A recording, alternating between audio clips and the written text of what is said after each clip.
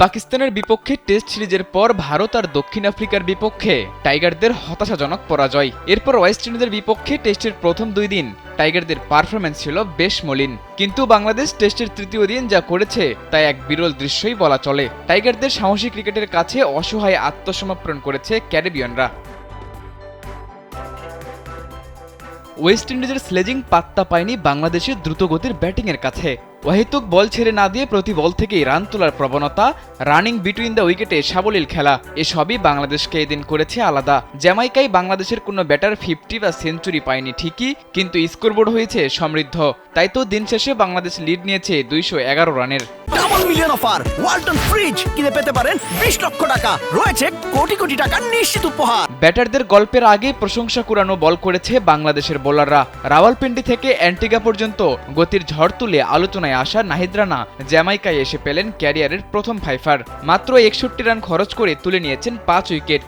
নাহিদ রানার পাশাপাশি এদিন বাংলাদেশের অন্য বোলাররাও প্রত্যেকেই পেয়েছেন উইকেট। ফলে প্রথম ইনিংসে 164 রানে অল আউট হওয়া বাংলাদেশ প্রতিপক্ষকে আটকে দেয় মাত্র 146 রানে। নাহিদ রানার বোলিং তোপে বাংলাদেশের লিড ছিল মাত্র 18 রানের। স্বল্প এই লিডই যেন বদলে দিয়েছে বাংলাদেশের মানসিকতা। শুরুতেই মাহমুদুল হাসান জয় ফিরেছেন বটে, তবে এরপর থেকে ইতিবাচক ক্রিকেট শুরু করে টাইগার ক্রিকেটাররা। দ্রুতগতিতে রান তুলতে থাকা বাংলাদেশ দ্বিতীয় সেশনে মাত্র 2 উইকেট হারিয়ে স্কোরবোর্ডে তোলে 110 রান। 128 রানের লিড নিয়ে চা বিরতিতে যায় টাইগাররা। উইন্ডিজ পেসারদের গতি আর স্লেজিংয়ের জবাব দিতে এদিন শাহাদাত দীপু খেলেছেন আরেকটি ভালো ইনিংস। সচরাচর ধীর গতিতে ব্যাটিং করা দীপু এদিন 26 রান করেছেন মাত্র 28 বলে। এরপর জমে উঠেছিল সাদমান মিরাজের জুটি। এখনও ক্রিজে অপরাজিত আছেন জাকির আলী অনিক এবং তাইজুল ইসলাম। ষষ্ঠ উইকেটে দুজনে 47 বলে 20 রানের অবিচ্ছিন্ন এক জুটি গড়ে দিনের খেলা শেষ করেন।